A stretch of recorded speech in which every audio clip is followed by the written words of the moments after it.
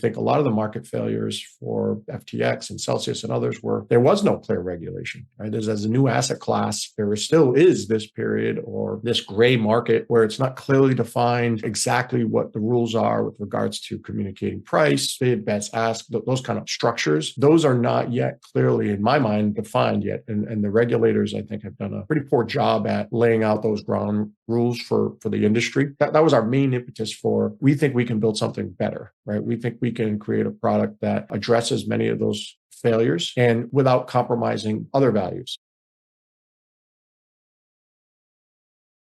Hey, everybody, it's Eddie from Tokyo. This is your cryptocurrency update from Japan, and that was Santiago Velez. Yeah, he's often a moderator of AMAs on the Real Vision Crypto.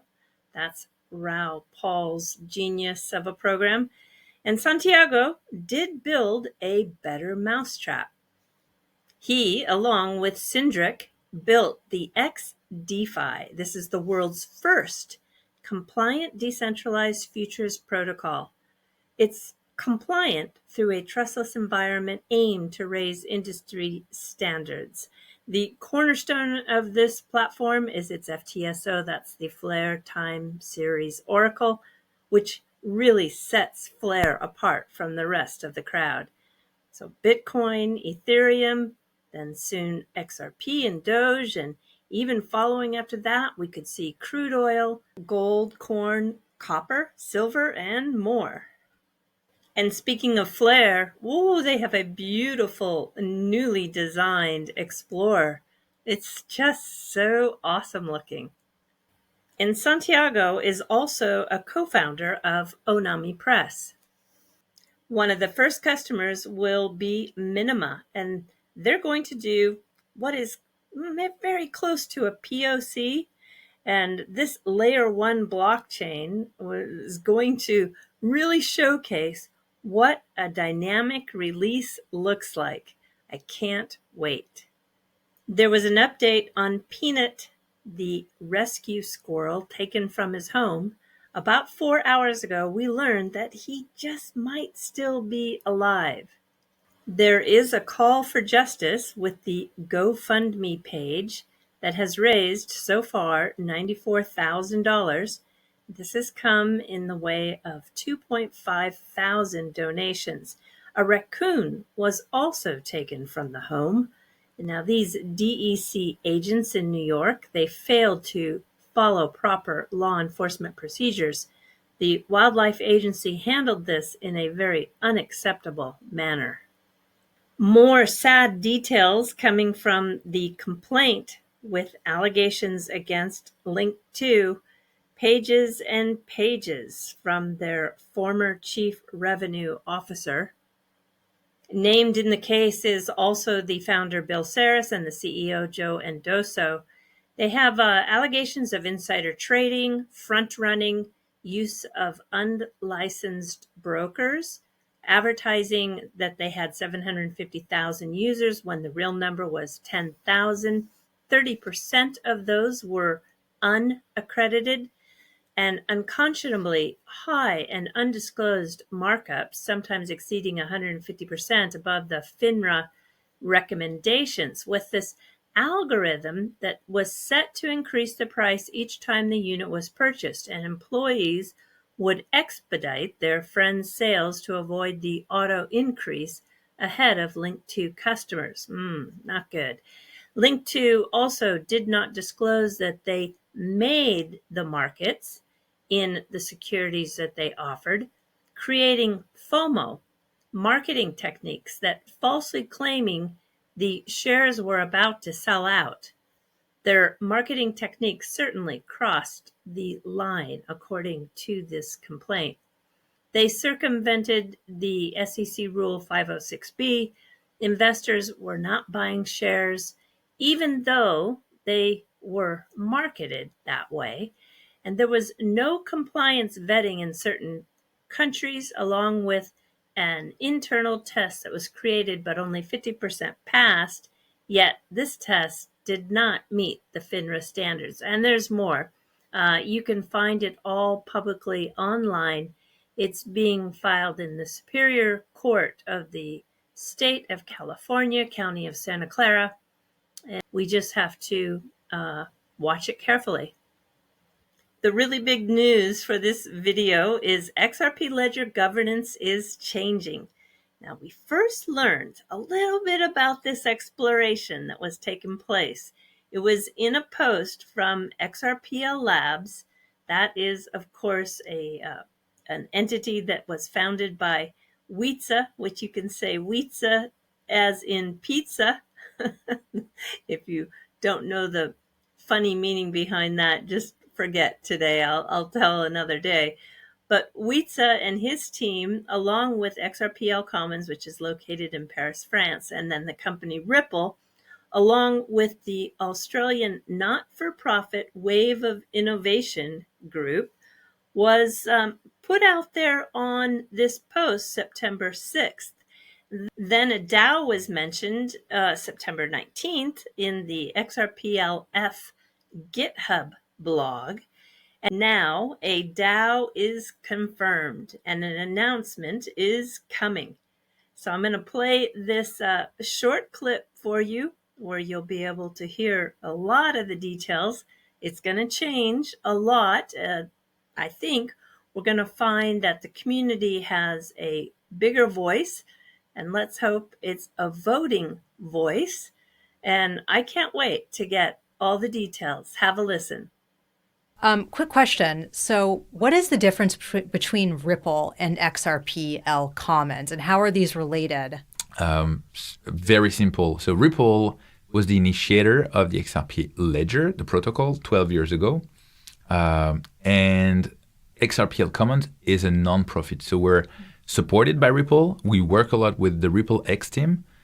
We meet on a lot of events. We share a lot of opportunities. Sometimes, there are people who are closer to Ripple in their product. So, Ripple is developing this bridge between traditional finance and decentralized finance. So when we see someone in the ecosystem who can benefit from Ripple's help, we'll push them towards Ripple. And a lot of incoming call we got are from people recommended by Ripple to us. So we work as partners, but Ripple is going to focus more and more on their products, still supporting the XRPL. And, so there's if we can dive into that, there's some news about the governance of the protocol that have been discussed already, but I can also summarize a few things about it. So there was a foundation that started around 2020 and that was supported by Ripple initially, and this foundation moved on to addressing very specific use cases with the Global South. So that left a void in the communities. So we're building with Ripple, but also with amazing folks from XRPL Labs and a DAO that is being formed in Australia, a new foundation. And this foundation for now is really the very bottom part of it. We're trying to create an entity that will empower anyone who wants to join and participate to the governance. So the way we're doing it is right now we're in the process of incorporating a new entity. It's going to get some funds, not billions, but it's going to get some funds to operate. It's going to grow a little team, and then we want people to participate to working groups. So this foundation will be fully independent, have a board of directors, Ripple, Commons, Labs. The DAO will be part of this first founding members, but then more people, more entities from the community will join the board of directors.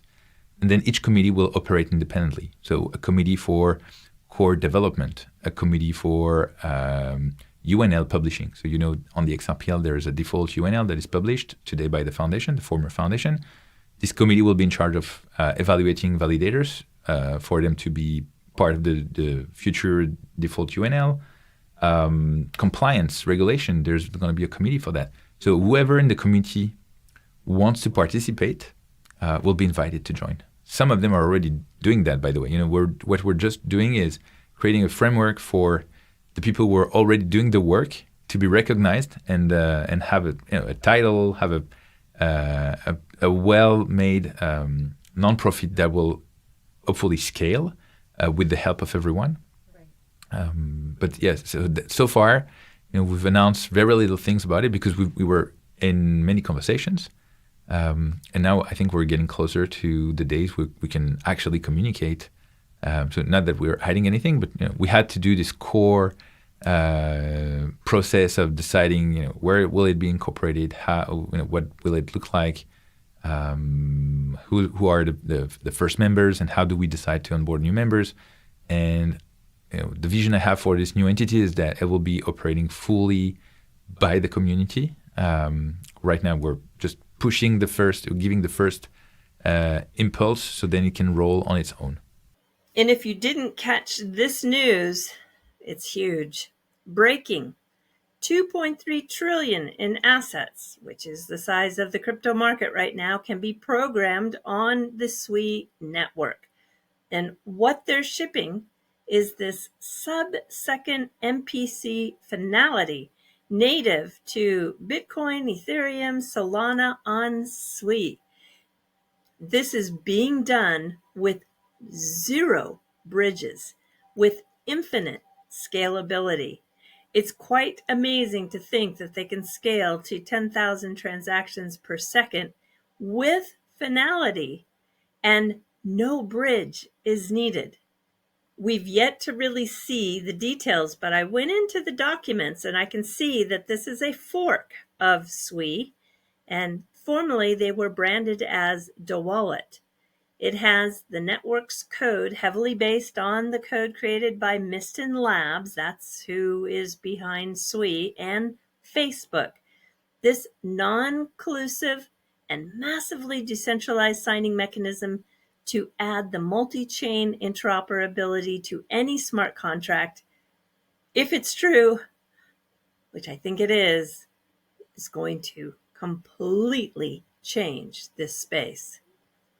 I've asked them for an AMA. I don't know if I'll get it, but somebody said I'm all over the board in this space. Well, yes, for 7 years, the description of my X channel has said that I've been analyzing the impact of blockchain with a particular focus on the top digital assets by market cap. Yeah, XRPL and Flare are 2 of them, but I'm talking about I look at everything in the top 100. I'm going to let their very short video take you out. I think it's going to grab your attention, and it should. All right, everybody, until next time, do take care. Sayonara for now. Bye-bye. In the world of crypto, things aren't always as they seem. Not again. Could this get any worse? Ready to break free, Inkling? Follow the gold squid.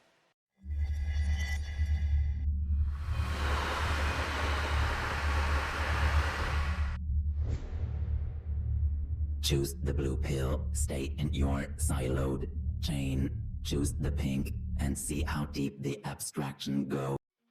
Escape the limitations of single chain thinking. There's no between chains now, only beyond. Free your mind. Transcend your chains.